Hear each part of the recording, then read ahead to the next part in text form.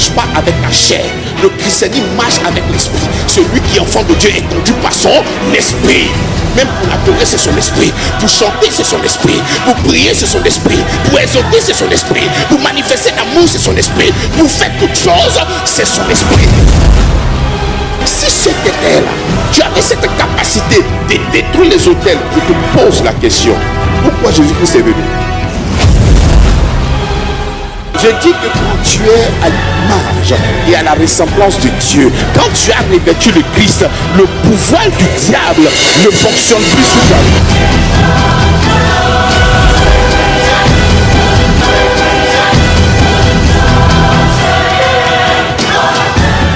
Alléluia. Nous te célébrons ce matin. Reçois l'adoration. Je regarde à ce que tu as fait à la croix. Je ne peux que être reconnaissant, Seigneur. Ce matin, mon regard est tourné, Seigneur, vers Jésus ce matin. Vers mon Père ce matin pour nous rendre des actions de grâce. Parce qu'il dit dans sa parole que tous ceux qui tournent les regards vers lui sont transformés à la même image que lui. Et tel qu'il est, nous sommes ce matin. Car Père, ce matin, tu dis tu cherches des vrais adorateurs ce matin. Ceux qui t'adorent l'esprit. Mais tu as dit aussi, Seigneur, que tu veux que nous te rendons grâce en toutes choses. Et ce matin, nous venons te rendre grâce pour l'œuvre de la croix. Parce que tu nous as déjà tout donné. Seigneur, qu'est-ce que tu n'as pas fait pour nous, Seigneur? Qu'est-ce que tu n'as pas fait bien que nous, en tant qu'hommes infidèles, Seigneur? Mais toi, tu restes fidèle. Pour l'œuvre de la croix, Seigneur, tu as accepté, Seigneur, de mourir pour nous, Seigneur. Nous te louons ce matin. Nous te rendons l'adoration, Seigneur, pour ce que tu as fait ce matin. Et de tout notre aide ce matin. Nous venons te dire merci, Père. Oh, merci, Jésus. Oh, Rababo Shekatara. Jésus.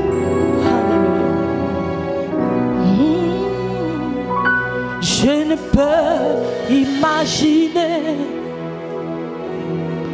combien ça coûterait. À la croix, il a pris ma place. Jésus s'est donné.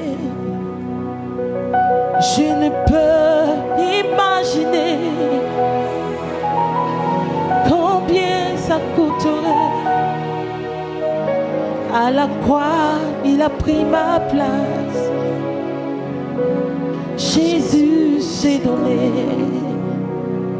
Je ne peux imaginer combien ça coûterait. À la croix, il a pris ma place. Jésus s'est donné.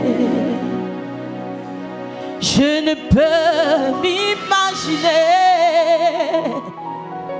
combien ça coûterait. À la croix, il a fait pour moi. Alléluia. Jésus s'est donné. Oh, il a pris ma place. Il a pris ma place. Il a pris ma place. Il a pris ma place. Il a pris ma place. Il a pris ma place. Il a pris ma place. J'étais condamné, mais lui, il a accepté d'être condamné pour moi. Il a pris ma place. Il a été maudit pour moi. Il a pris ma place. Par ses maîtresses, je suis guéri. Il a pris ma place. Il a été maudit pour que je sois béni. Il a pris ma place. Il a pris ma honte pour me donner sa joie. Il a pris ma place. Il a pris la tristesse pour me donner sa joie. Il a pris ma place. Il a pris mes faiblesses, m'a donné sa force. Il a pris ma place. Il m'a donné sa grâce, Jésus. Il a pris ma place. Oh, il est fidèle.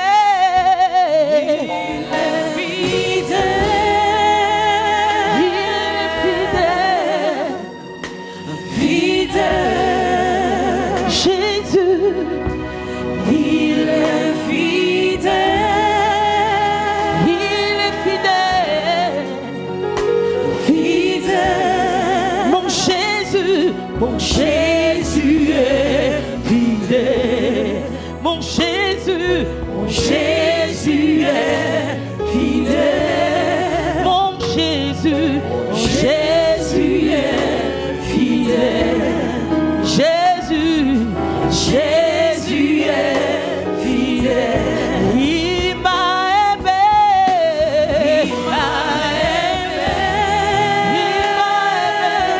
Il m'a aimé. Jusqu'à donner sa vie pour moi.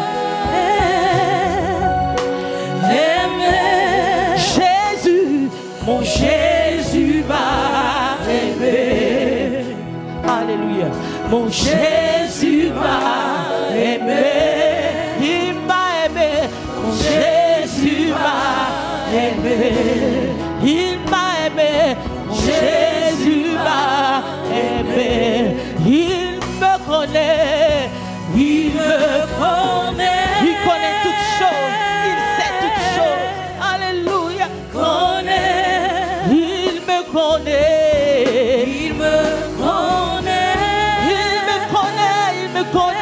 Il sait toutes choses. Mon Jésus me connaît. Il te connaît. C'est ton papa.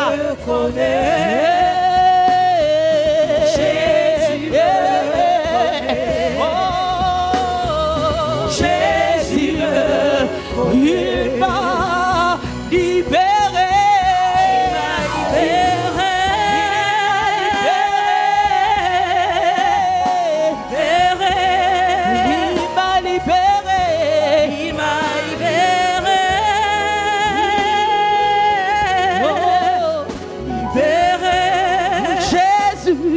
Jésus m'a, à l'œuvre de la croix, m'a libéré.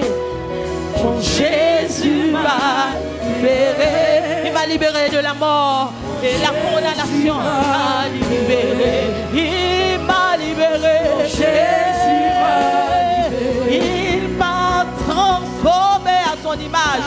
Il m'a transformé à son image. Je suis transformé. Il m'a transformé.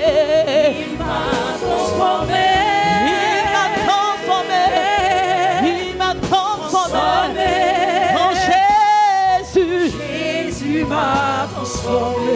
Il m'a transformé. Jésus m'a transformé.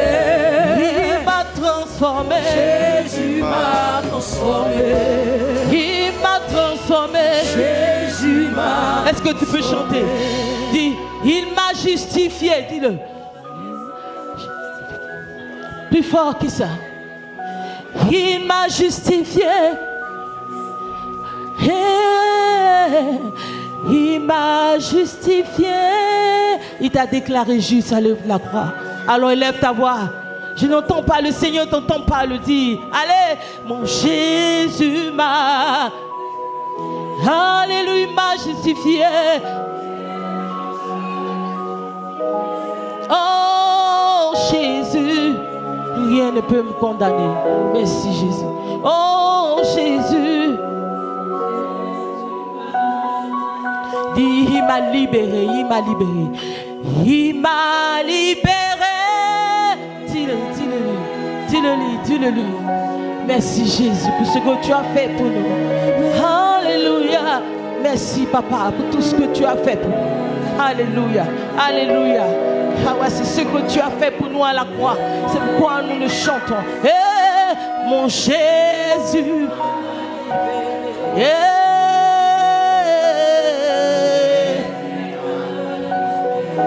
Oh, Jésus. Yeah. Maintenant, tu dis. Oh, il m'a restauré.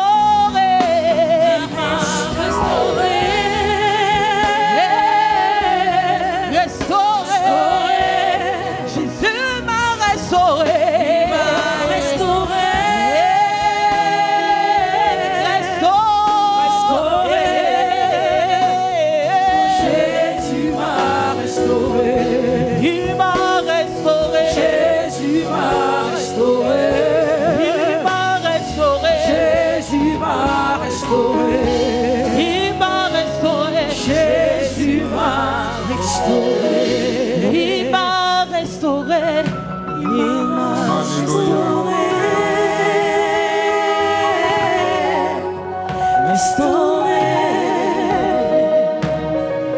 Il m'a restauré. Restauré. Jésus m'a restauré. Jésus m'a restauré. Jésus m'a restauré. Jésus m'a restauré. Gloire à Jésus. Alléluia. Acclamons Jésus pour la restauration. Acclamons Jésus pour la restauration. Il nous a restaurés. Il nous a sanctifiés. Il nous a justifiés. À lui seul toute la gloire. Continuons d'acclamer Jésus-Christ. C'est lui qui est notre centre. Il est notre centre. Nous acclamons Jésus-Christ. Nous acclamons le roi des rois. Nous acclamons le Seigneur des seigneurs. Jésus-Christ est son nom. Alléluia. Merci Seigneur pour ton amour, ta grâce, ta bonté et ta fidélité. Ensemble, nous allons chanter pour lui. Pour lui. Pour lui, nous allons chanter.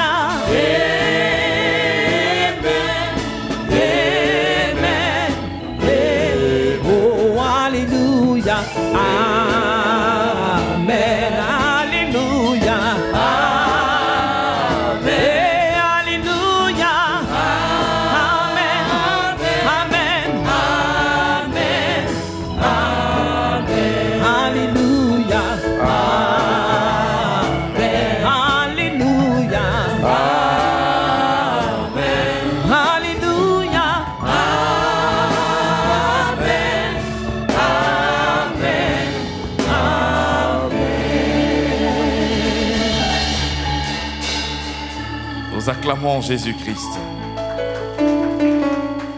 Nous acclamons son nom. Il est bon, il est fidèle. Alléluia.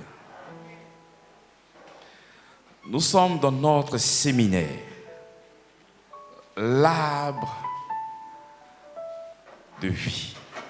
Nous sommes aujourd'hui à notre 4e numéro. Je crois que nous allons stopper parce que nous avons l'arrivée du révérend Jean Bosco Kidumba qui sera avec nous ce soir. Et à partir du mardi, nous allons commencer la formation, l'atelier de formation qui va s'étendre ce mardi, mercredi, jeudi. Et le 1er mars, nous serons là afin de pouvoir célébrer le Seigneur pour ce qu'il fait au travers de cette mission il y a maintenant 6 ans. Je crois que le Seigneur, par sa grâce, nous a donné beaucoup d'orientation, beaucoup de direction en ce qui concerne l'arbre de vie. Bien-aimés, je le dis, je le répète parce que pour nous, cela est salutaire. La Bible dit, nous avons été édifiés sur le fondement des apôtres et des prophètes, Jésus-Christ étant la pierre. Nous venons pour être édifiés, taillés, polis, par quoi? Mais par sa parole. Il y a lieu de considérer tout ce qui est donné comme orientation. Et il y a lieu de considérer tout ce qui est donné dans sa parole. Nous ne devons pas seulement qu'entendre et ne pas laisser cette graine-là germer dans notre cœur. Nous devons faire ce mélange entre nous et cette parole. C'est capital. Lorsque tu abandonnes tout, tes courses, tes rendez-vous, tes activités, et que tu viens à l'église, tu ne viens pas d'une manière traditionnelle, mais tu viens célébrer ton Seigneur. Et dans cette célébration, nous avons un temps de parole. J'ai aimé lorsque notre évangéliste a donné ce verset en disant qu'il a fait des apôtres, il a fait des pasteurs, des enseignants, des docteurs. Pourquoi? Pour le perfectionnement de qui? Nous avons été sanctifiés en Jésus-Christ, mais nous poursuivons le travail de notre Seigneur pour l'édification de ses saints, pour que nous puissions être parfaits pour son œuvre. C'est capital. Donc on ne vient pas seulement qu'écouter et puis paf, on s'en va. Il faut recevoir ces paroles-là et il faut vivre selon elles. Alléluia. Nous rendons gloire au Seigneur Jésus-Christ. Nous sommes en Genèse chapitre 3, le verset 22. Puis il dit: voici que l'homme est devenu comme l'un de nous pour décider. Pourquoi? Pour décider. C'est l'homme qui décide. Mais il décide quoi? Du bien et du mal. L'homme devient l'arbitre de sa vie. L'homme est conduit par lui-même. Ça ne fait pas partie du programme et du projet de notre Seigneur.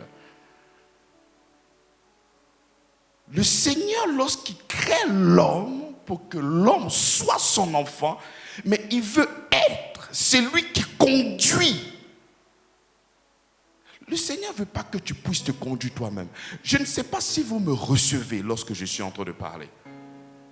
Lorsque nous venons entendre la parole du Seigneur et que nous réalisons le dessein, le projet de notre Seigneur, mais laisse que ce projet et ce dessein puissent se réaliser dans ta vie.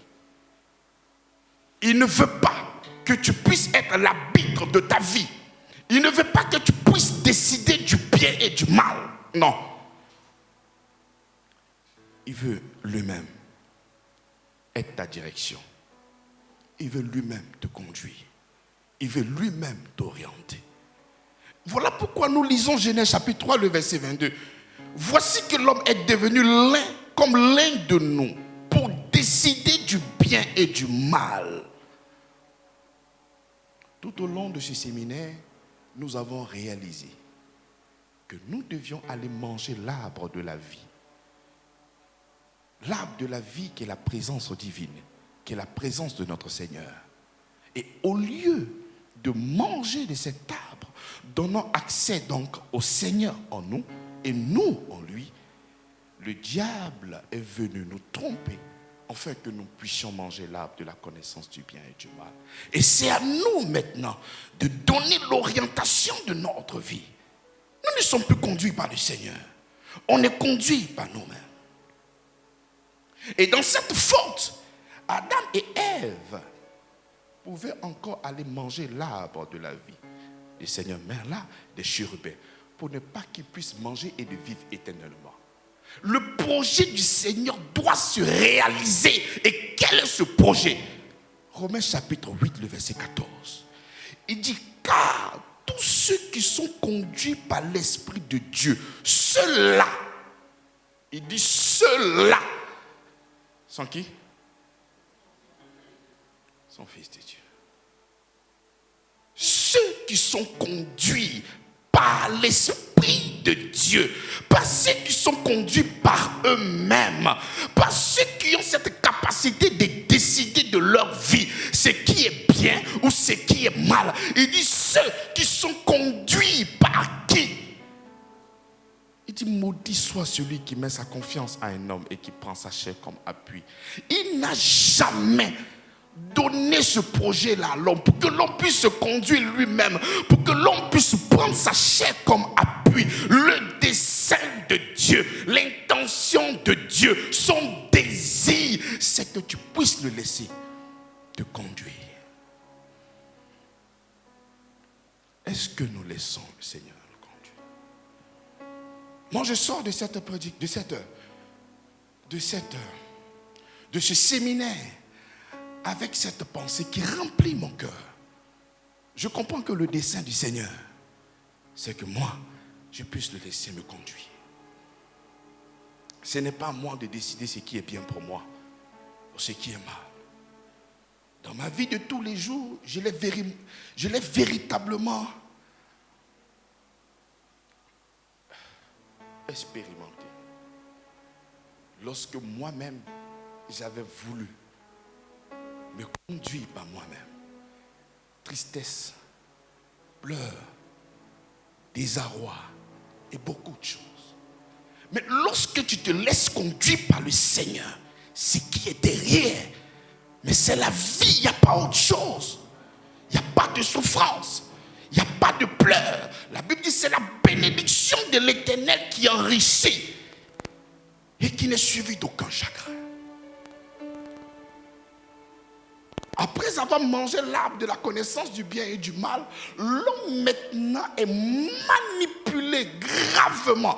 Lorsque tu vas prendre Genèse chapitre 4, le Seigneur dit que le désir du diable s'est porté vers toi. Le désir du mal est pointé vers toi. Prenons, je n'ai pas prévu, mais nous allons voir ça rapidement. Genèse chapitre 4, à partir du verset 7, je crois. Il dit, certainement, si tu agis bien, tu relèveras ton visage. Et si tu agis mal, le péché se couche à ta porte. Et ses désirs se portent vers toi. Il dit quoi? Les désirs de qui? Se portent vers toi. C'est là où tu es, il y a quelqu'un qui te désire. Qui te désire? Le mal.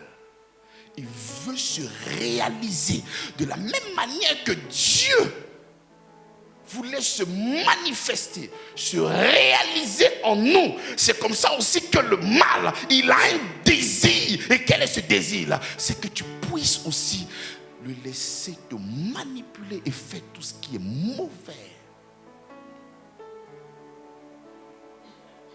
Et au travers de tes sens, au travers de ton âme, c'est là qu'il siège. C'est là qu'il arrive à te manipuler, afin de pouvoir accepter son projet, accepter toutes choses. Voilà pourquoi nous qui proclamons que nous sommes enfants de Dieu, nous qui proclamons que nous avons accepté Jésus-Christ, je pose la question, mais qui te conduit tous les jours? Qui te conduit? Ne sois pas seulement que dans les déclarations. J'ai mangé l'arbre de vie en moi. Mais quelle est donc la valeur spirituelle de l'arbre de vie qui est en toi? C'est que le Saint-Esprit puisse te conduire. Le choix de tous les jours de ta vie est poussé par qui? Par le Seigneur ou par tes sentiments? Le choix du Seigneur chaque jour. Aujourd'hui, tu as sûrement pris des décisions. Hier, tu as sûrement pris des décisions. Dis-moi, qu'est-ce qui a précédé? L'Esprit du Seigneur ou ton âme? L'Esprit du Seigneur ou les penchants de ton cœur? L'Esprit du Seigneur ou le nombrilisme? Le moi. C'est pas Christ, mais c'est moi. Je pose la question aux bien-aimés du Seigneur. Je pose la question à ceux qui ont goûté à l'arbre de vie. Je pose la question à ceux qui disent que Jésus-Christ est le Seigneur et le Sauveur. Je pose la question, mais qui te conduit?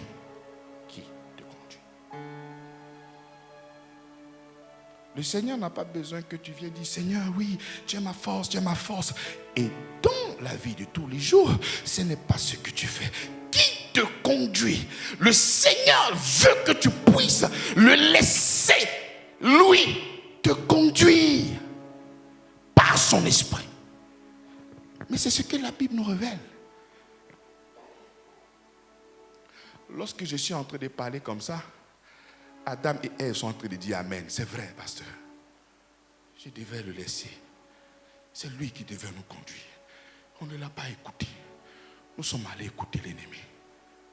Les désirs de notre cœur, de notre âme. Nous nous sommes laissés tromper par l'ennemi.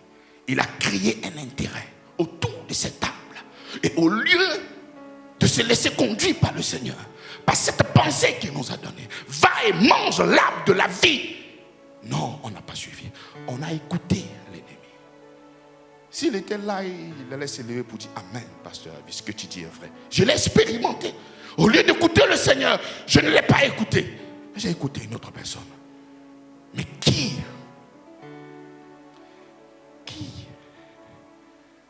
La force, la source.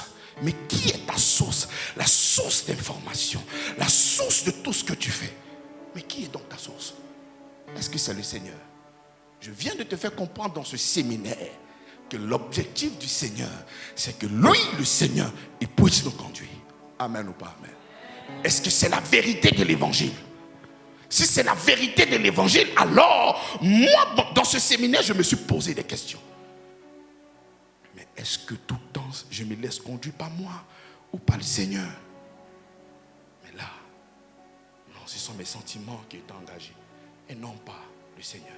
Là, non, là. Mais lorsque nous écoutons la prédication, on ne l'écoute pas comme ça pour aller dormir. Il faudrait te poser des questions. La Bible, c'est notre miroir pour que nous puissions nous voir clairement. Est-ce que nous arrivons à se poser ce genre de questions? Et quelles sont les résolutions, quelles sont ces décisions au cours de ce séminaire? Par la grâce de Dieu, je te laisserai, Seigneur, me conduire tous les jours de ma vie. Est-ce que tu as pris cette décision? Est-ce que tu as réalisé la profondeur ou tu es resté seulement d'une manière superficielle? Tu n'es pas entré en profondeur pour comprendre la vérité qui se cache derrière l'arbre de vie. Juste d'une manière superficielle. L'arbre de vie. Est-ce que nous consommons, bien-aimés, dans la foi? Jérémie nous dit quoi? Je connais. Jérémie 29, 11 nous dit quoi? Je connais les projets que j'ai formés. Des projets de quoi? afin que vous ayez de l'avenir et de l'heure. Le projet du Seigneur, c'est Christ. Tu sais, il faut savoir que la Bible, ce sont des vérités qui sont cachées, même s'il a été écrit plus tard par Jérémie. Mais ça demeure une vérité. Le projet qu'il a formé pour nous, c'est le Christ. Pas autre chose. Pas autre chose. Le dessein, l'intention de Dieu, la bénédiction de Dieu, l'adoption de Dieu, la sainteté de Dieu se trouve en Christ. Quand Dieu forme un projet, il ne voit que Christ pour toi. Mais nous n'arrivons pas à voir Christ. Nous arrivons à voir ma voiture, nous arrivons à voir le foyer, nous arrivons à voir les enfants, nous arrivons à voir des opportunités. Lui te parle de Christ, parce que quand tu es en Christ, ces choses-là te sont données au nom de Jésus-Christ. Mais c'est Christ. Quel est le projet que le Seigneur a formé pour nous? Et ce qui me plaît dans ce verset, vous savez c'est quoi? Il dit, je connais. Mais ce n'est pas toi. Pourquoi tu fais de tes pensées les pensées du Seigneur? Mais sois humble. Ce n'est pas toi qui es l'initiateur. Ce n'est pas toi le concepteur.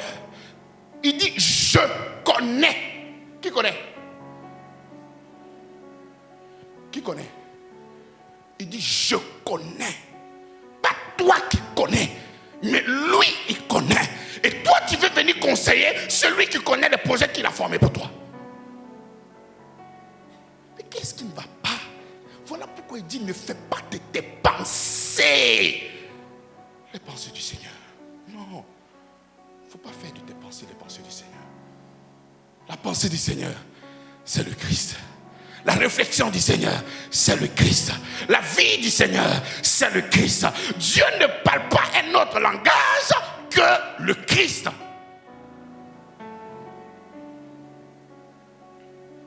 Tu veux parler d'un ménage? Commence par bâtir avec le Christ. Sinon, quand le ménage va venir, tu vas le bousiller de tes mains. Tu veux parler de quoi? Quel que soit ce que tu veux bâtir, même un empire, tout ce que tu veux voir ces choses se réaliser. Mais commençons déjà par Christ, parce que c'est en lui que nous avons toutes choses, bien-aimés dans nous. Mais nous disons non, Seigneur. Tu ne sais pas ce qui est bon pour nous. Nous connaissons ce qui est bon pour nous. Nous connaissons ce qui est juste pour nous. Le Christ, non. L'arbre de vie, non. C'est l'arbre de la connaissance du bien et du mal. C'est ça qui nous intéresse. C'est ça que nous voulons aller manger. Et nous nous détournons du projet du Seigneur. Nous nous détournons de l'intention du Seigneur. Nous nous détournons de la vie du Seigneur. Nous nous détournons de tout ce que le Seigneur a prévu pour nous. Je connais les projets que j'ai formés. Un père qui parle à son enfant. Je connais les projets, mon fils. Et pour toi, pour ta destinée, pour ton succès, pour la vie, pour l'élévation, pour le règne, pour la domination, pour ces choses qui sont sur cette terre, que toi tu dois avoir, mon fils, connecte-toi à l'arbre de la vie. Et c'est dans cet arbre-là, mon fils, tu n'auras pas le temps de demander quoi que ce soit. Ces choses-là vont se proliférer dans ta vie. Tu n'auras pas le temps de dire, Père, bénis-moi. La bénédiction est déjà installée. Tu n'auras pas à dire, Père, j'ai besoin de la guérison. La guérison est déjà installée. Tu n'auras pas à dire, Père, je prie pourtant. Tout se manifeste. Pourquoi? Parce que tu es connecté à l'arbre de vie. Mais nous, non, on ne veut pas l'arbre de vie. On veut fonctionner avec nos émotions. On veut fonctionner avec notre cœur. On veut fonctionner par notre manière de voir. Mais pourquoi? Alors que la Bible nous fait comprendre, c'est lui qui est enfant de Dieu. Mais qu'est-ce que vous faites de ce verset? Je pose la question. Mais est-ce que c'est vrai? Est-ce que c'est vrai? Darby dit, ceux-là ceux qui sont conduits par l'Esprit de Dieu, ceux-là, c'est eux qui sont les fils de Dieu. Tu es conduit par qui ce matin? Par qui? Je te demande, réponds-moi s'il te plaît. Je conduis par qui? La bonne nouvelle pour nous, lorsque nous avons désobéi, Dieu met l'arbre de la vie pour que nous puissions consommer et manger, donnant ainsi accès à Dieu de faire ce mélange entre l'humanité et la divinité. Mais le diable a pu et il a su nous désorienter. Et dans cet état de péché, on ne pouvait donc pas s'approcher de l'arbre de la vie. C'était difficile. La gloire de Dieu, parce que l'arbre de la vie, c'était la gloire de Dieu. Nous l'avons démontré le dimanche dernier. Donc cette gloire, Romains 3, 23 nous a dit, car tous ont péché et sont privés de quoi? La gloire de Dieu, privés de ça. Ça c'est un. De deux, ils ne pouvaient donc pas être saints. Et de trois, à cause de cette faute, ces personnes n'étaient pas justes. Donc il fallait régler ces trois problèmes. Raison pour laquelle quand la loi même apparaît, nous voyons dans la loi ce qu'on appelle le tabernacle. Et lorsque nous regardons dans le tabernacle, nous avons trois parties très importantes. Il y a le parvis, il y a le lieu saint, il y a le Saint des Saints. Le parvis, c'est là où le sacrificateur prend l'animal afin de pouvoir recueillir le sang. Le parvis qui symbolise la justice. Le lieu saint qui symbolise ta sanctification. Et le Saint des Saints qui est la gloire de Dieu dans ta vie. Et c'est comme ça que par l'œuvre de la croix, le Seigneur nous a introduits dans quoi? Dans la gloire de Dieu. Nous avons traversé le parvis, nous avons traversé le lieu saint et nous sommes entrés dans le Saint des Saints au nom de Jésus-Christ. Là, nous nous trouvons dans le cœur du Seigneur, la gloire de Dieu, la capote du Seigneur. Pourquoi? Pour que nous puissions être conduits par lui. Mais pourquoi tu refuses d'être conduit par lui? Pourquoi tu refuses d'être conduit par lui? Mais derrière son orientation, il y a la paix. Derrière son orientation, il y a la joie. Derrière son orientation, nous avons la vie. Pas autre mot, la vie. Qu'est-ce que nous faisons de ça? Bien-aimés, qu'est-ce que nous faisons de ça? Ta vie de tous les jours, pour être encore plus pratique, je veux prendre des décisions liées à ma vie. Je dois poser la question. Seigneur, si c'était toi, quelle serait ta réaction? Je dois méditer la Bible. Les réponses du Seigneur sont là-bas. Seigneur, quelle est ton orientation? Il n'y a rien de nouveau sur cette terre. Je suis face à un dilemme. Je suis face à quelque chose de compliqué. Et la sagesse de l'homme a été véritablement prouvée. La sagesse de l'homme, c'est une folie. Seigneur, quelle est l'orientation? Et au travers de la Bible qui est sa parole, lorsque nous serons en train de consommer sa parole, la réponse à nos équations se trouve dans la Bible. Et lorsque nous aurons des difficultés, la parole va surgir. Parce que nous l'avons consommée. Nous l'avons. Et cette parole-là va faire quoi? Et nous donner l'orientation de notre vie. Mais nous disons non. Pourquoi tu dis non lorsque tu te trouves dans la gloire du Seigneur? Pourquoi? Et lorsque je suis en train de parler de la gloire du Seigneur, présentement, nous sommes des enfants de Dieu saints. Et cette gloire-là viendra quand il viendra nous chercher. Voilà pourquoi lorsque nous avons lu Romains, nous avons vu l'héritage, les souffrances. Parce que étant saints en Christ, nous sommes des représentants de Dieu. Et étant des représentants de Dieu, nous allons souffrir avec lui. Parce que nous sommes là en train de faire régner. Nous sommes là pour apporter son règne sur la terre. Et apporter son règne sur la terre, c'est un conflit. C'est une difficulté. Il y a la souffrance. Et après ça, vient l'étape de quoi? De la gloire. De la gloire. Pourquoi ne veux-tu pas souffrir? Ce qui prime dans tes décisions de chaque jour, est-ce que c'est le Seigneur? Je n'ai pas besoin que tu me répondes. Mais à l'intérieur de toi, la partie la plus intime, là où le Seigneur voit, et que toi-même tu sais qui a la primauté. Tu sais qui est en premier. Tu peux trafiquer tout le monde. Tu peux trafiquer ton pasteur. Tu peux trafiquer ton frère dans la foi qui est à côté de toi. Tu peux trafiquer tout le monde. Mais tu ne peux pas trafiquer le Seigneur. Tu ne peux pas te trafiquer toi-même. Tu peux faire comme si cette prédication n'est pas à toi. Mais lorsque tu vas te regarder devant le miroir, quand tu vas rentrer à la maison, pose-toi la question. Toi, tu es sûr que c'est la volonté de Dieu que tu fais? Pose la question à ton miroir.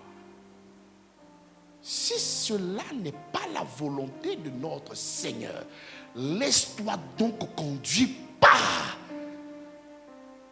son esprit.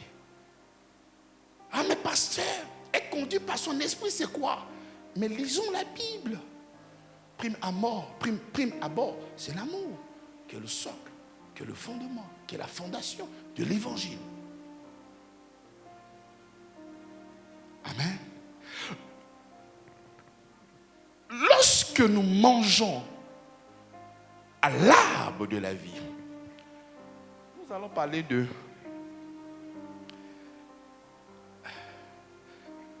quatre, je pourrais dire peut-être dimensions. Parce que tout le monde dira, je mange l'arbre de vie, il n'y a pas de problème. Mais nous allons ensemble voir les résultats lorsque nous consommons l'arbre de vie. Et ensemble, tu pourras regarder si c'est l'arbre de vie ou c'est l'arbre de la connaissance du bien et du mal. Et ce qui est bon avec le Seigneur, c'est que lorsque tu finis de réaliser la vérité de l'évangile et que tu décides de marcher selon lui, mais il est heureux. Il est heureux. La dernière fois lors de la prédication avec le pasteur Chili, qu'est-ce qu'il a dit? Dieu n'enregistre pas les fautes, c'est la foi. Mais quelle est donc cette foi que tu vas manifester lorsque nous serons en train de présenter les fruits de celui qui mange à l'arbre de vie? Est-ce que nous allons nous laisser conduire par lui? Est-ce que nous allons prendre cette décision effectivement de se restaurer, de manger, afin de voir ces choses-là se manifester dans notre vie? Ça, c'est à toi de décider. Amen. Gloire au Seigneur. Premièrement, la vie intérieure est la sémence du royaume. Lorsque nous nous connectons à l'arbre de la vie, lorsque le Seigneur parle à Nicodème, qu'est-ce qu'il dit à Nicodème? Lorsque Nicodème veut comprendre les mystères, les enseignements, parce qu'il a discerné que celui-là, il avait une très grande connaissance. Mais quelle a été la réponse de notre Seigneur? Celui qui ne naît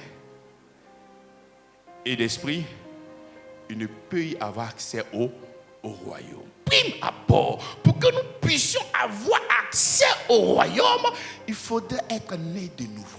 Et être né de nouveau, c'est recevoir la sémence en nous.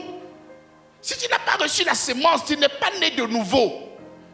Il faut recevoir la sémence. Et la sémence, c'est laisser ce fruit-là pénétrer en toi. C'est laisser cette sémence-là être déposée dans ton cœur. Prime abord, est-ce que nous avons laissé cette sémence-là pénétrer dans notre cœur? Est-ce que nous avons laissé cette sémence-là entrer dans notre cœur? Le Seigneur ne dit pas Nicodème, pour que tu puisses comprendre, il faut bien te comporter. Il faut respecter la loi. Il faut accomplir les 613 lois. Il faut faire ci, il faut faire ça. Il dit, si tu ne nais pas d'eau. Donc nous comprenons que le royaume de Dieu est lié à une naissance. Pas un comportement. est-ce que tu es né de nouveau? Tu peux dire oui, il n'y a pas de problème. Mais je pose toujours la question. Est-ce que tu es né de nouveau? Est-ce que la sémence de vie est en toi? Est-ce que cette graine a été plantée? À chaque fois que le Seigneur va donner des paraboles, il a donné près de 12 paraboles en ce qui concerne le royaume. Et à chaque fois qu'il donne une parabole, c'est lié à une sémence. Est-ce que tu as reçu cette sémence? Si tu as reçu cette sémence, il aura des résultats. C'est là qu'on nous attrape. Parce que tu ne peux pas planter cacaoyer et puis tu vas t'attendre à des rochers. Non. Qu'est-ce que tu as sémé dans ton cœur? Il y a l'arbre de vie qui est là. Il y a l'arbre de la connaissance du bien et du mal qui est là. Ce que tu vas s'aimer, c'est ce que tu vas récolter. Tu ne peux pas récolter ce que tu n'as pas semé.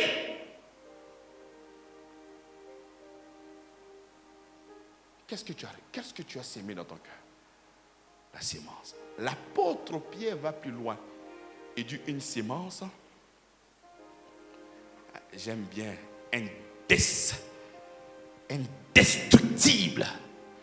Parce que même quand tu reçois la sémence, le diable viendra toujours, pas au niveau de ton esprit, parce qu'au niveau de ton esprit, il ne peut rien faire. Si moi je veux toucher ton âme, je veux toucher ton corps, je me déplace, je touche ton corps. Je veux toucher ton âme, il suffit de te donner de belles paroles. Ah, mais tu es un bel homme. Mais je suis content, je t'ai touché ou tu n'es pas touché. Mais comment on touche l'esprit?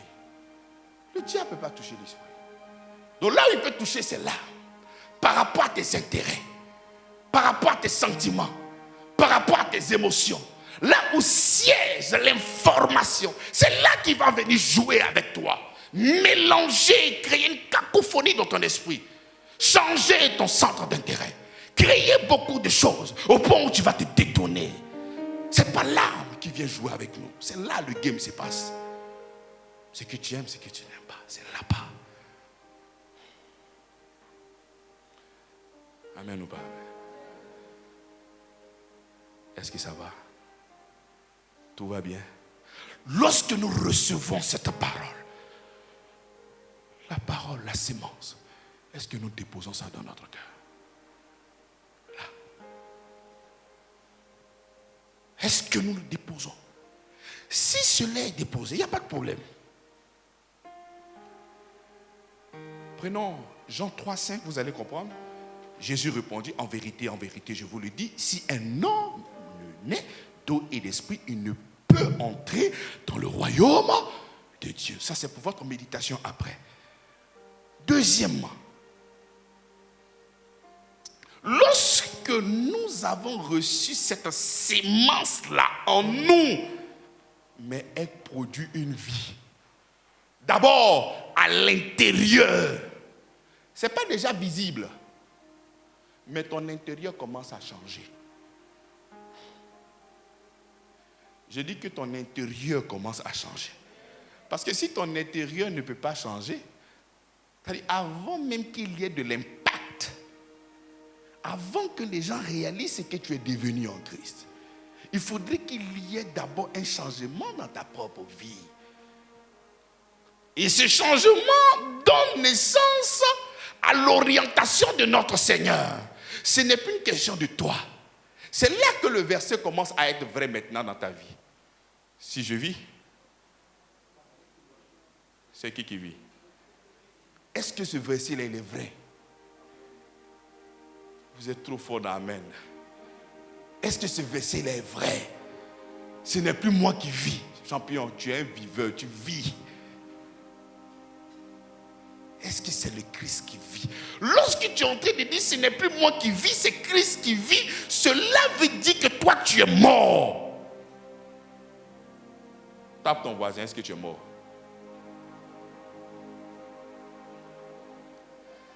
Quand on insulte un mort, il ne parle pas. Parce qu'il est mort. Lorsqu'on piétine un mort, il ne parle pas. Parce qu'il est mort. Lorsqu'on lapide un mort, Mieux, il peut dire, Père, pardonne-leur, car ils ne savent pas ce qu'ils font. Parce que la chair, comment? Enterrée, crucifiée, tuée, fini même. Mais est-ce que ta chair n'est pas encore vivante? Lorsqu'on te parle, tu es irrité. Lorsqu'on te parle, ton cœur dépasse ta taille.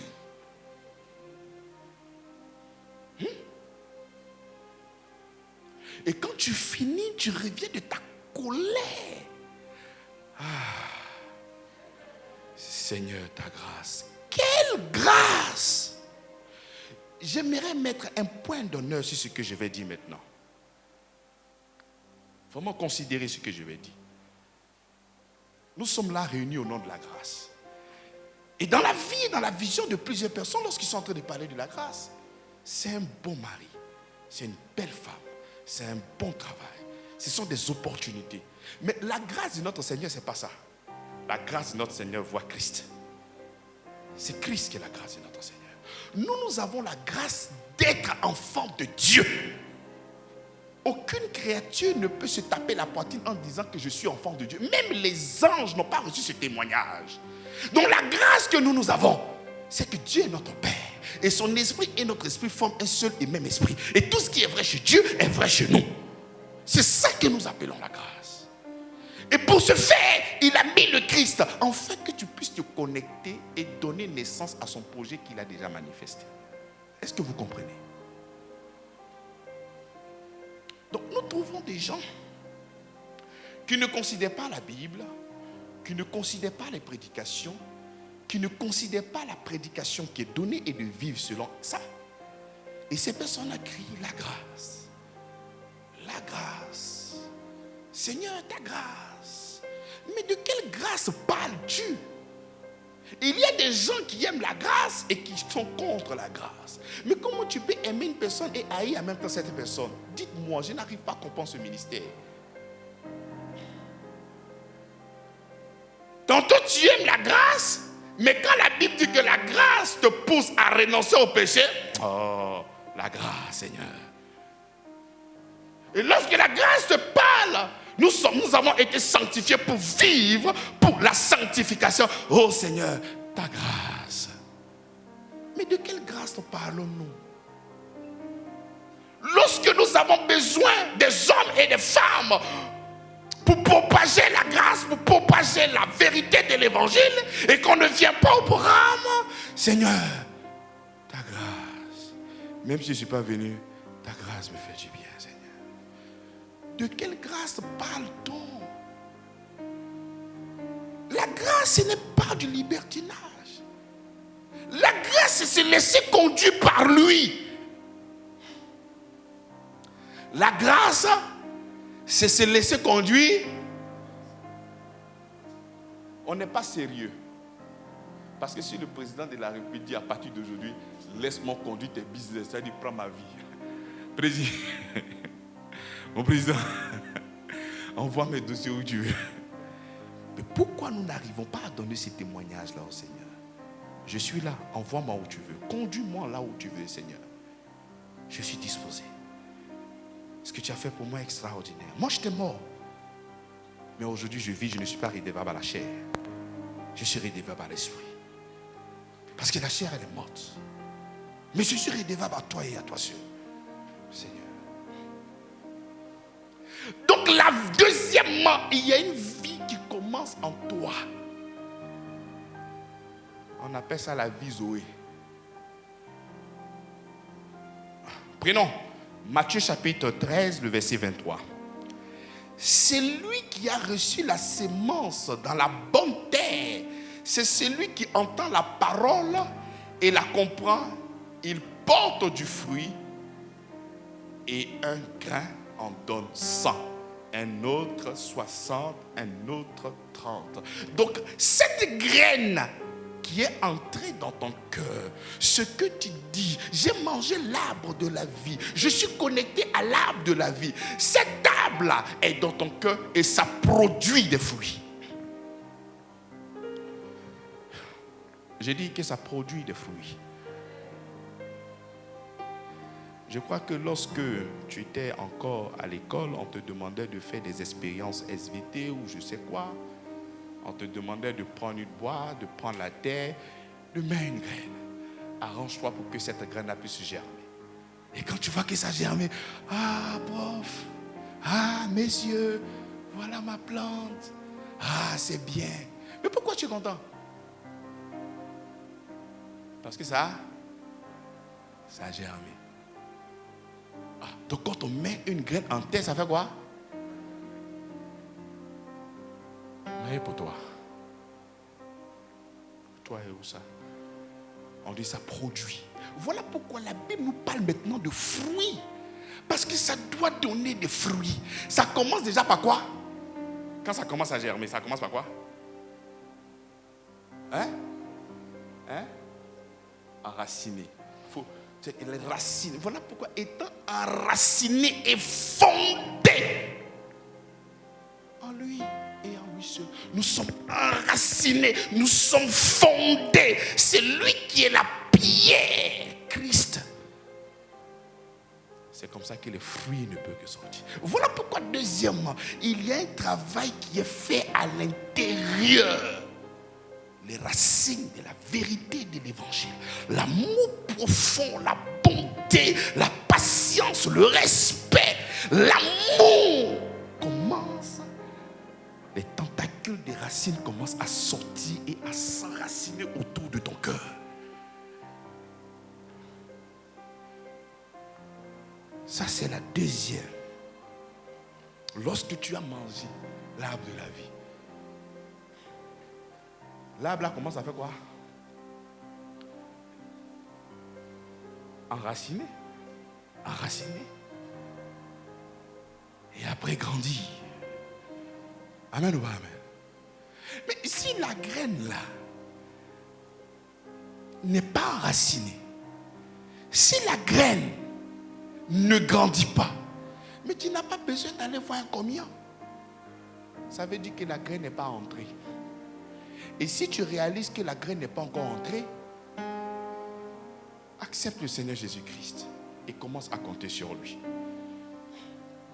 Je connais quelqu'un qui venait, je ne peux pas mettre son nom. Ah non, pasteur, il a changé. Pasteur, quand tu prêches, tu te dis, ah bon, mais comme je sais qu'actuellement tu es déchargé, je ne crois pas que tu as changé. Mais on va attendre quand le Seigneur va te faire grâce. 2 kilos est rentré. Il a fui l'église en même temps. Au point où j'ai appelé la personne a oublié qu'il a décroché. Ouais, donne une falle là-bas là. Alors, pas ça.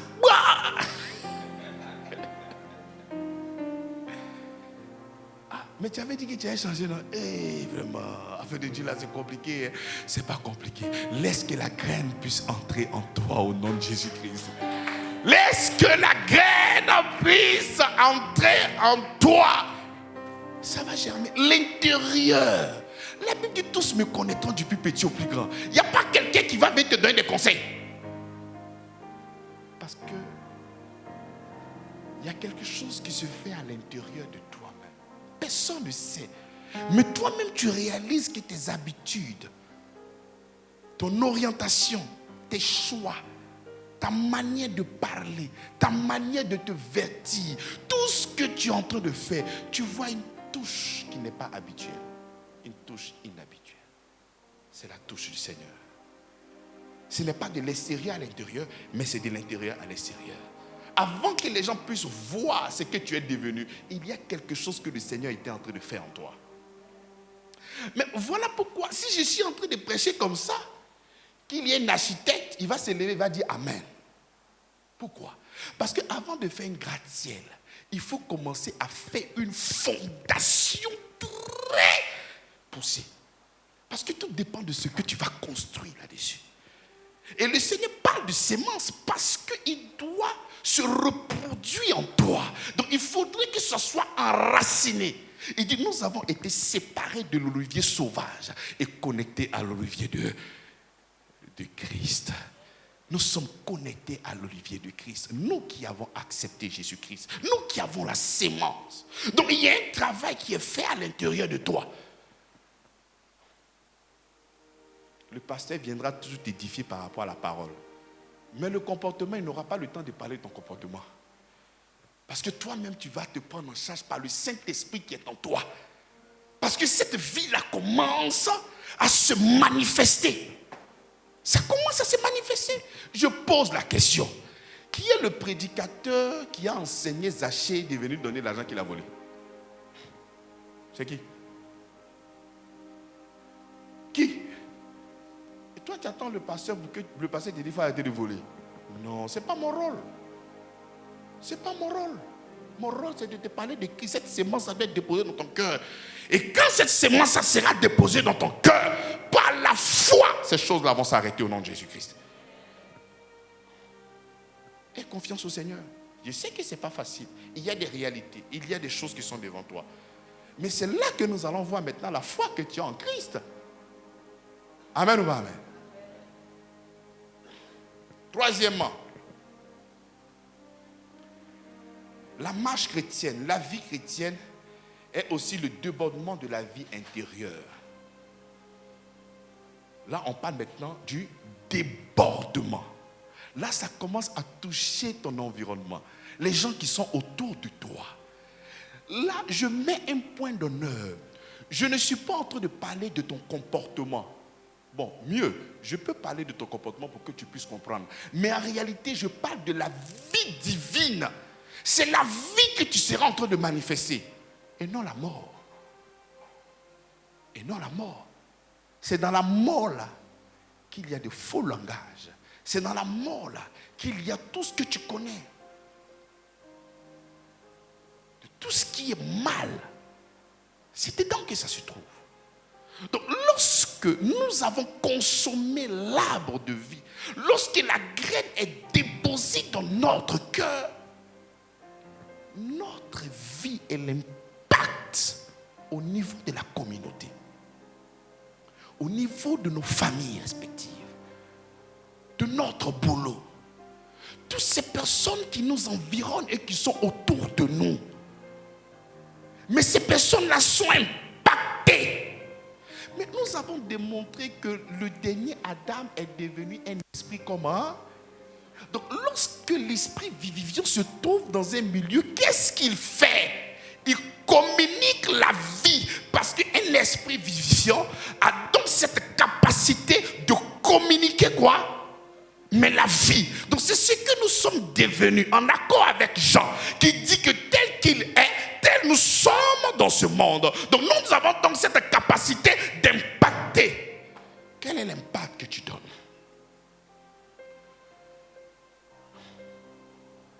Quel est l'impact que tu donnes? Qu'est-ce que tu transportes en toi? C'est ça l'arbre de vie. C'est ça cette graine-là qui a pénétré dans ton cœur. C'est cette graine-là qui a commencé à grandir. Et cette graine-là commence maintenant à porter les fruits. Et c'est comme ça que lorsque nous voyons maintenant Galates, chapitre 5, le verset 22. Prenons. Parce que nous sommes dans le domaine de la sémence. Donc on parle de sémence, il y a aussi les fruits. Tu mets, ça va devenir mangue. En mettant seulement peut-être le noyau ou bien. Donc je n'arrive pas à voir, mais la beauté du fruit. On est d'accord? Donc je vais attendre pour voir, mais quels sont les fruits que le manguier va donner. Maintenant, les fruits de ce qui a été sémé dans ton cœur, le fruit de la parole, de l'arbre de vie que tu as consommé, que tu as mangé, c'est l'amour. C'est de l'amour qui découle le reste. Voilà pourquoi il est en chef. Et la Bible déclare que Dieu est amour. Donc tu ne pourras que reproduire ce que Dieu est. Si c'est vraiment Dieu que nous avons consommé, nous allons reproduire alors Dieu dans notre vie. Voilà pourquoi la Bible déclare que nous sommes des dieux. Nous sommes amour. Celui qui n'a pas connu Dieu, celui qui n'a pas l'amour n'a pas connu Dieu. Si tu n'as pas l'amour, tu n'as pas mangé le fruit. La joie, la paix, la patience, la bonté, la bénignité, la fidélité. La quoi? La fidélité. À qui? À ces Écritures. La douceur. Tape quelqu'un, il faut qu'il soit doux.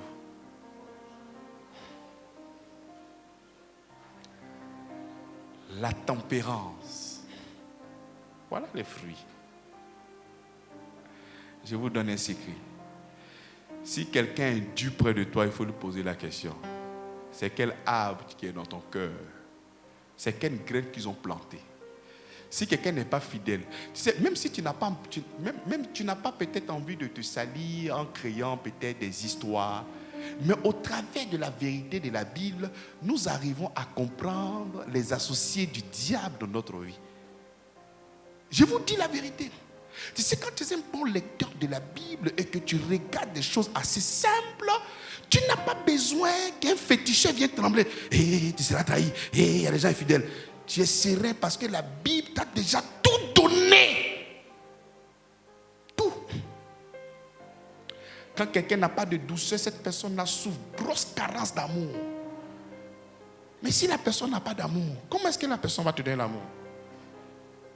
Donc la personne la souffre. Et l'amour, c'est le Seigneur. Parce que si tu prends l'amour de celui qui est en face de toi, l'amour de celui qui est en face de toi, ça peut être comme ça aujourd'hui et demain ça peut être ici. C'est comme ça que toi aussi, ton amour aussi, c'est bancal. Mais l'amour du Seigneur n'est pas bancal. L'amour du Seigneur est vrai. C'est ça, le Seigneur Jésus-Christ. Donc lorsque tu vois quelqu'un dont son amour n'est pas vrai, tu sais, lorsque le Seigneur voit Pierre, il dit: arrière de moi. Ce n'est pas que Pierre est Satan, mais ce que tu es en train de manifester là, ce sont les œuvres du diable. Et je le reconnais. C'est Satan qui est en train de t'utiliser. Mais je vais prier pour toi, parce que tu n'es pas encore devenu enfant de Dieu. Tel que Jésus a prié pour lui, pour ne pas qu'il tombe, je vais prier pour toi. Prions pour ces personnes qui sont autour de nous. Même les sorciers qui sont dans nos familles. Les gens qui nous en veulent sans motif. Priez pour eux. Un homme de la même nature. Parce que lorsqu'on parle de Jésus, à la formation des disciples la dernière fois, ah non, papa, ça là c'est Jésus. Prenons Étienne. Jésus a été lapidé, oui ou non? Et comment on appelle Étienne? Étienne a été lapidé, oui ou non? Quelle était sa réponse?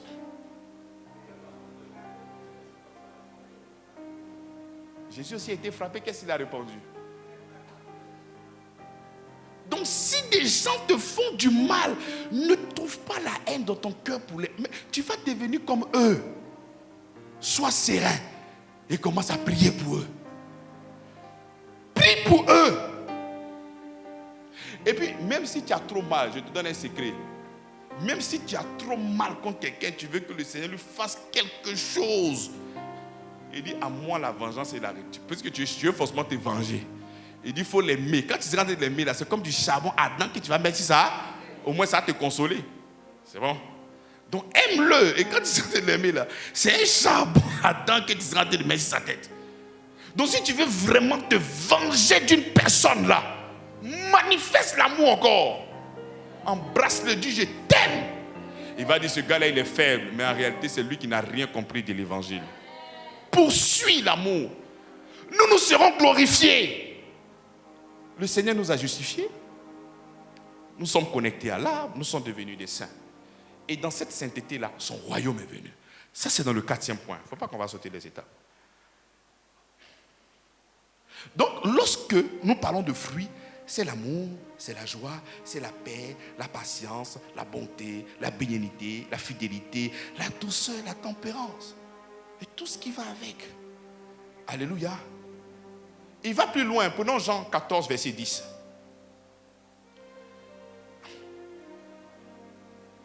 Il dit: ne crois-tu pas que je suis dans le Père et que le Père en moi? Les paroles que je vous dis, je ne les dis pas de moi-même. Et le Père qui demeure en moi, c'est lui qui fait ses œuvres. Donc en réalité, les œuvres qui vont sortir de toi, tu es en train de donner un message fort à cette nation. Pour dire ce qui est ici en train de faire. Ça ne vient pas de moi, les gars. ça vient de la sémence qui est en moi. Donc ce que tu es en train de faire là est lié directement à ton Père. Qui comprend? Donc si tu es en train de manifester l'amour, on comprend que Dieu est, parce que c'est ce qu'il est. Mais si tu es en train de faire quelque chose qui est contraire à l'amour, mais tu es aussi la représentation de celui qui est en toi. Parce que tu ne peux que produire ce que tu as reçu. C'est simple. C'est la loi de la reproduction. Si quelqu'un manifeste la haine, demande-lui. Mais c'est quelle graine qui est dans ton cœur? Non, c'est parce qu'il m'a insulté, oh champion. C'est quelle graine qui est dans ton cœur? Ça, ce n'est pas la graine de notre Seigneur. Et puis, vous êtes des amis. Vous êtes ensemble. Vous êtes dans le groupe musical. Vous êtes dans le groupe d'accueil. Vous êtes des frères et des sœurs. Vous êtes ensemble. Vous partagez souvent des secrets. Mais ayez le courage de vous dire les vérités entre vous. C'est important. Mon frère, ce que tu es en train de faire, c'est Satan qui fait ça là. Ça va le choquer. Il va aller dormir, il va dire c'est vrai. Il va revenir à la raison. Parle à ton ami, à ton frère. Ne laisse pas cette charge là au pasteur. La Bible dit édifions-nous les uns les autres. Dis. N'aie pas peur. Ce n'est pas parce que le Seigneur a sélectionné quelqu'un. Dis. Le comportement que tu as là, ça là, c'est Satan. C'est le diable, diamond, diable. Satan, vous dites ça. Il va avoir mal, il va aller dormir, ça. Satan, quand il va dormir, Satan. Il va revenir à la vérité. Donc l'intérieur. Ne crois-tu pas que je suis dans le Père et que le Père est en moi? Les paroles que je vous dis, je ne les dis pas de moi-même. Jésus réunit sa chair, mais il fait place à l'esprit. Et c'est l'esprit qui est la dimension du Père. Il dit c'est le Père qui parle au travers de ma vie. C'est le Père qui s'exprime au travers de ma vie. Même ce que je suis en train de faire, l'impact, ça ne vient pas de moi. Ça vient de celui qui est en haut, qui est l'esprit. Pose la question. Le comportement que tu manifestes là, ou bien les œuvres que tu manifestes, ça vient de qui? Pose la question. Mais posez la question. Mais posez la question. Là, tu parles bien d'Ama. Mais posez-vous les questions. Ça vient de qui? Tu vois, quand je vous dis que vous devez vous parler les uns les autres, vous voyez que c'est difficile. Parlez-vous. Si quelqu'un te dit qu'il ne parle pas avec toi parce que tu lui as dit la vérité, ça veut dire qu'il n'y avait jamais de relation entre vous. C'était seulement que le mensonge. Si la vérité doit t'éloigner de lui, qu'il parte. Et laisse que le Seigneur puisse prendre la place au nom de Jésus-Christ. Il dit, ne vous y trompez pas, les mauvaises compagnies. Donc si tu ne changes pas cette personne-là, la personne va te contaminer. Parce que le diable va jouer tes sentiments et les émotions. Il ne peut pas s'attaquer à l'esprit, mais à l'âme. Et il va créer un intérêt jusqu'à un beau matin, tu as cédé, ça ne fait rien. Ouais, allons-y. Protège ton environnement. Aime tout le monde, mais mets auprès de toi celui qui a la direction du Seigneur. Celui qui a l'orientation du Seigneur. Quelqu'un qui vient pour te désaxer, te désorienter, fuis la personne. Et le Seigneur lui-même, il est en haut, il est en train de dire Amen. Parce que c'est sa parole. Quatrième, le travail chrétien, le service de l'église ou le ministère du chrétien n'est pas seulement une activité, une responsabilité que nous venons pour accomplir. Non, moi, on m'a mis responsable là, donc moi je dois venir. Non, ça va au-delà de ça. Ça va au-delà de ça. C'est le débordement de la vie de Dieu en toi qui te pousse à le servir.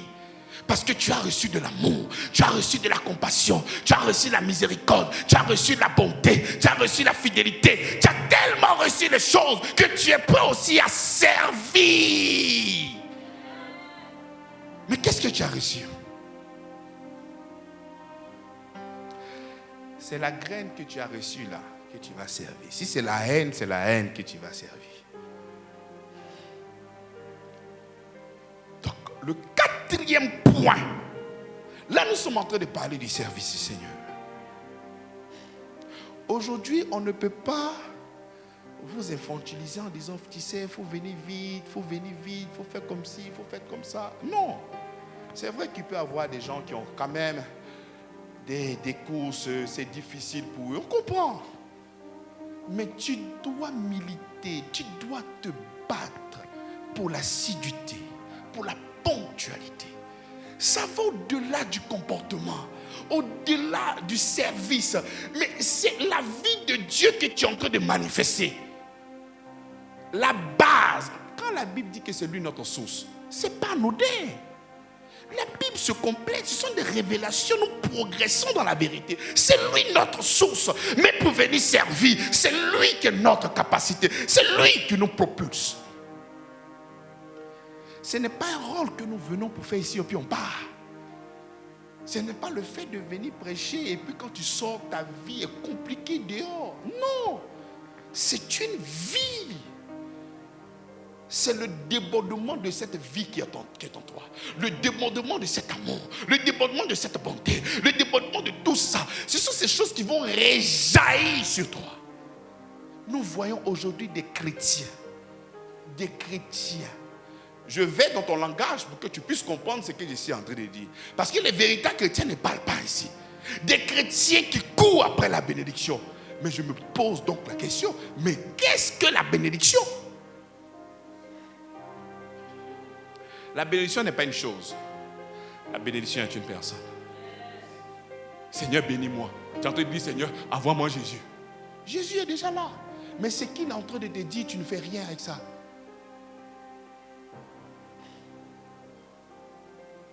Ce n'est pas du haut de mon âge là que tu as venu me changer. C'est comme ça ici, tu me prends, tu me laisses, tu ne veux pas, tu me laisses. Ça, c'est l'arbre de la connaissance du bien et du mal. Vous voyez, j'ouvre encore une licane. Voilà pourquoi, lorsque nous sommes en train de parler de l'évangile, nous sommes en train de bâtir la croyance. La croyance va au-delà du comportement.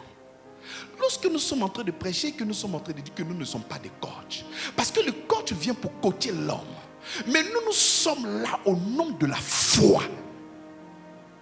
On est là au nom de la foi. On n'est pas là au nom du comportement. On n'est pas là au nom de non, tu sais, il faut faire comme ci, tu sais, il faut faire comme ça. Non, ça c'est construit sur des pailles. C'est construit sur du bois et non pas sur Christ. Voilà pourquoi il faut bâtir des croyants en Jésus-Christ. Une fois que tu bâtis des croyants en Jésus-Christ, ils ne pourront que vivre en fonction de ce qu'ils croient dans leur cœur.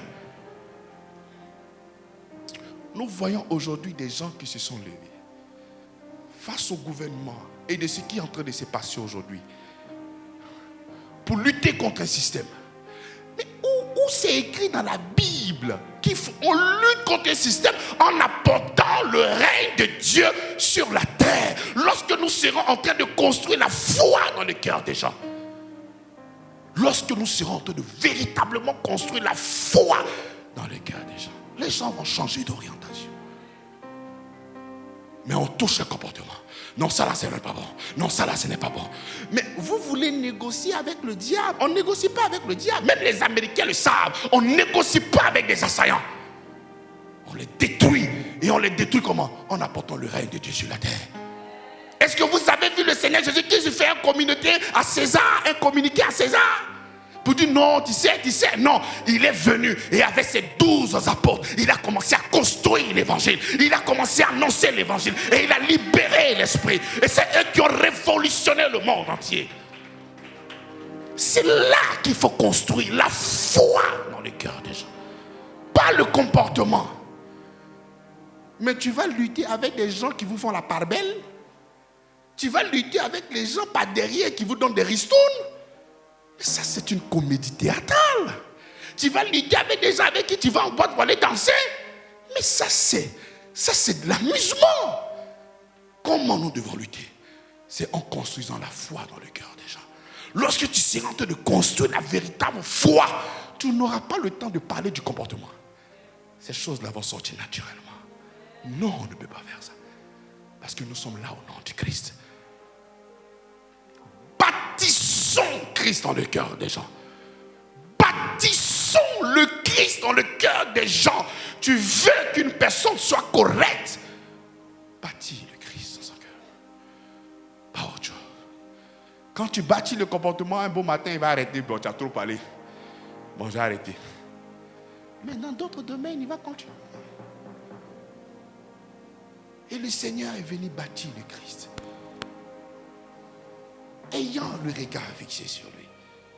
Bien-aimé, c'est la clé de notre salut. Prenons Romains chapitre 8, le verset 19.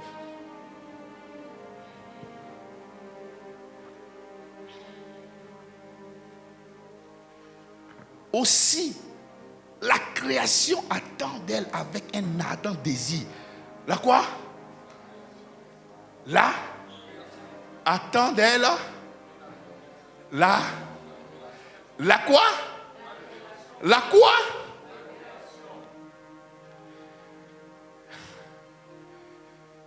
Tu sais, on n'a pas besoin d'être beaucoup à l'église. Pour commencer une mission, on a besoin des hommes et des femmes engagés. Et lorsque tu bâtis avec eux, le monde entier aura l'information qu'il y a les enfants de Dieu qui sont là. Nous devons d'abord construire. Parce que le monde entier souffre. Est-ce que vous savez que le monde entier souffre? Il n'a pas dit la Côte d'Ivoire souffre. Le monde fait quoi? Souffre. Et ce monde-là attend qui? Afin de pouvoir sortir de cette souffrance. Pas des meetings, mais la révélation. Je lis Pierre. Pierre me dit, pasteur Avi, Amen. J'ai dit, mais pourquoi tu dis Amen? Il dit, c'est à cause de la présence des enfants de Dieu que nous sommes que le diable n'arrive pas à manifester tout son courroux. Donc s'il arrive à avoir de l'ampleur, c'est parce qu'il n'y a pas la présence des enfants de Dieu. Mais nous devons révolutionner parce que c'est à nous qui donner le flambeau. Le flambeau d'amener Christ. Nous devons amener le règne de Dieu sur la terre. Et nous l'apportons comment? En apportant le Christ, la parole. Et il faudrait que toi-même tu sois un modèle de sanctification, un modèle d'amour, un modèle de pureté, un modèle de fidélité, un modèle de douceur, un modèle de bonté, un modèle de fidélité et de persévérance. C'est comme ça que nous allons. Mais nous voyons deux personnes. On dit, voici ces deux personnes-là qui ont bouleversé toute cette ville. Mais comment deux personnes peuvent bouleverser toute une ville? Ici, nous sommes combien? Mais pourquoi on n'a pas encore bouleversé toute la Côte d'Ivoire? On doit réaliser que le Seigneur nous attend. Lorsque nous connectons à l'arbre de vie, lorsque nous mangeons l'arbre de vie, nous appelons donc Dieu à se manifester, Dieu à se représenter en nous. Et lorsque Dieu est représenté en nous, la manifestation, elle est abondante au nom de Jésus-Christ. Les résultats sont extraordinaires. Et le ciel tout en haut est réjoui de ce que nous sommes devenus au nom de Jésus-Christ. Nous allons nous lever pour prier. Bien-aimés, il faut considérer la prédication sur l'arbre de vie. Aujourd'hui, 4 numéros, on pouvait encore continuer, mais nous allons laisser la place aux vieux de pouvoir vraiment nous enrichir. Et je crois que nous allons reprendre. On a beaucoup de prédications que nous n'avons pas encore terminées, mais le Seigneur nous donnera la force encore de pouvoir toujours terminer ce que nous avons commencé. Nous allons dire, Seigneur, nous voulons véritablement nous laisser conduire par toi. Nous voulons véritablement, Seigneur, nous laisser conduire par toi. En s'en priant. Oh Seigneur, merci pour ton amour. Nous voulons, Seigneur, nous laisser conduire par toi, Père. Rien que par toi, Seigneur. Nous voulons nous laisser conduire par toi. Pas par nos sentiments et nos émotions. Seigneur, merci parce que celui qui comprend la grâce est humble est frappé de l'humilité, Seigneur. Et Seigneur, merci pour ta grâce. Nous avons le regard fixé sur toi, Père. Nous voulons être véritablement humbles pour lutter contre le diable. Tu as dit, soumettez-vous à Dieu. Et nous nous soumettons à toi, Père. Toi et à toi seul, Papa. Jésus qui vit en moi. Ce n'est plus moi qui vis. Alléluia. C'est Jésus qui vit en moi. Ce n'est plus moi qui vis. Alléluia. C'est Jésus qui vit en moi. Ce n'est plus moi qui vis. Alléluia. C'est Jésus qui vit en moi. Ce n'est plus nous te laissons la première place, Père. Alléluia. La première place face à tes décisions, Seigneur. Qui vit en moi. Ce n'est plus moi qui vis. Alléluia. C'est Jésus qui vit en moi. Oh, en moi.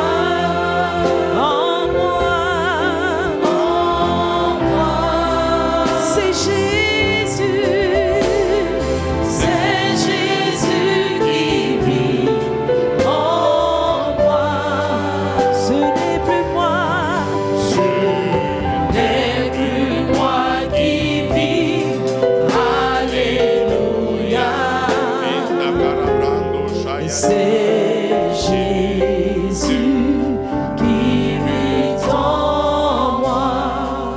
Nous allons prier. Longtemps, nous avons rejeté la pierre sur le Seigneur. Et nous avons dit que ce problème-là, c'est lui qui nous a créés. Alors que les problèmes que nous avons eus sont liés à nos choix, à nos orientations nous-mêmes. Nous allons dire, Seigneur, nous nous repentons de cette pensée médiocre. Nous savons que le plan que tu as tracé pour nous, c'est le Christ. Et c'est de se laisser conduire par son esprit. Ce matin, Père, je prends l'engagement. Par ta force. Parce que tout engagement sans compter sur le Seigneur, c'est de l'orgueil. Par ta force. Selon que la Bible dit, je puis tout par celui qui me fortifie. Je te laisse donc, Seigneur, me conduire, Seigneur. Merci parce que par toi, j'ai donc cette capacité de dire haut et fort que je vais me laisser conduire par toi. Mes choix et mes orientations seront toujours toi, par ta grâce. Ensemble, prions le Seigneur. Ce n'est plus moi qui vis. Alléluia. Oh Jésus, c'est Jésus qui vit en ce n'est plus moi qui vis. Alléluia. C'est Jésus qui vit en moi. Ce n'est plus moi qui vis. Alléluia. C'est Jésus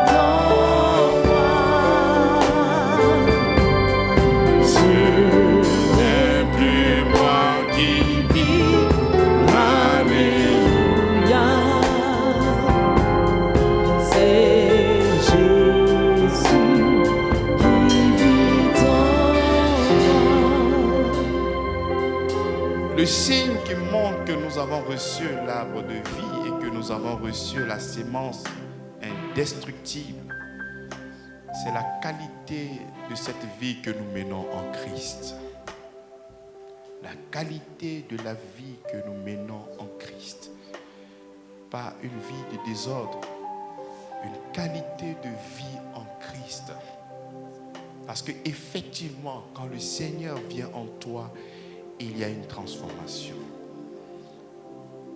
Même la nature même nous enseigne, lorsque nos femmes tombent enceintes, il y a des repas qu'elles n'arrivent plus à manger. Donc si la présence d'un fœtus dans le ventre d'une dame a cette capacité de changer ses goûts et ses orientations, à plus forte raison, notre Seigneur qui vient d'entrer en nous. Il aura un changement extraordinaire. Il aura une mutation, une transformation. La Bible dit les choses anciennes sont passées. Voici, toutes choses sont devenues nouvelles. La Bible déclare qu'il a répandu son amour dans notre cœur. Nous allons dire, Seigneur, nous expérimentons tous ces versets dans notre vie désormais. Effectivement, nous sommes là pour toi et toi seul. Ensemble, prions le Seigneur. Ce n'est plus moi qui vis. Alléluia. Seigneur Jésus. C'est Jésus qui vit en moi.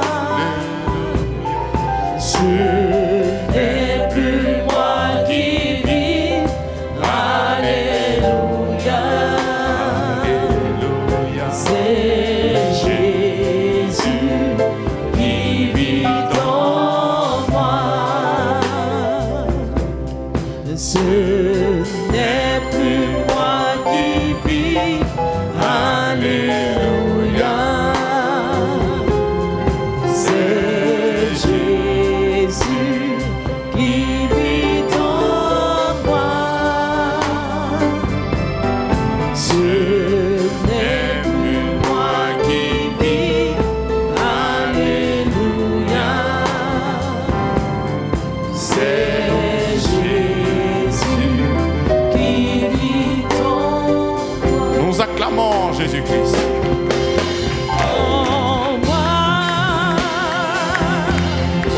En moi, c'est Jésus qui vit en moi. Ce n'est plus moi qui vis. Alléluia. C'est Jésus qui vit en moi. Je ne considère pas ma propre vie comme précieuse, mais plutôt comme un moyen de compléter ma course avec allégresse et d'accomplir le ministère qui m'a été confié par le Seigneur Jésus. C'est lui d'annoncer la merveilleuse nouvelle de la grâce divine. Je m'agenouille devant mon Père, de qui dérive tout nom de famille au ciel et sur la terre, afin qu'il me fortifie puissamment par son esprit dans mon être intérieur, pour que Christ puisse résider dans mon cœur par la foi, enraciné et fondé dans l'amour. Je cherche à comprendre avec tous les saints la largeur, la longueur, la profondeur et la hauteur, et connaître l'amour de Christ qui surpasse toute connaissance, pour être comblé de toute la plénitude de Dieu. À celui qui agit avec une puissance infinie en moi, dépassant tout ce que je pourrais demander ou penser, soit la gloire dans l'Église et en Jésus-Christ, pour tous les temps et les générations à venir. Quant à moi, je tourne mes regards vers l'Éternel. Je place mon espérance en Dieu, mon Sauveur. Il m'exauce. Ne te réjouis pas de ma chute, ô mon ennemi, car si je suis tombé, Je me releverai. Même si les ténèbres m'enveloppent, l'Éternel est ma lumière. Cette certitude m'habite. Que si je demande quelque chose en accord avec sa volonté, il m'écoute. Et je sais qu'il m'écoute en toutes choses. Je sais aussi que j'ai reçu ce que je lui ai demandé. Je n'attriste pas le Saint-Esprit de Dieu, par qui j'ai été scellé pour le jour de la rédemption. Que toute amertume, animosité, colère, clameur, calomnie et méchanceté disparaissent de ma conduite quotidienne. Je suis bienveillant envers les autres, compatissant, pardonnant, comme Dieu m'a pardonné en Christ. Je suis donc imitateur de Dieu. Comme un enfant bien-aimé, je marche dans l'amour, à l'exemple de Christ, qui m'a aimé et s'est offert lui-même à Dieu pour moi, en sacrifice d'une agréable odeur. Je lui consacre mon temps, mon espace, ma richesse, ma force, mon mouvement. Tous nous avons eu part à sa plénitude. Nous avons reçu un don après l'autre. Au nom de Jésus-Christ. Avant d'acclamer le Seigneur, regarde ton voisin et dis-lui, laisse-toi conduire par l'Esprit du Seigneur Jésus-Christ. S'il te plaît, laisse-toi conduire par lui. Parce que toi, ton fond n'est pas bon. C'est le fond du Seigneur qui est bon. Au nom de Jésus-Christ. Amen.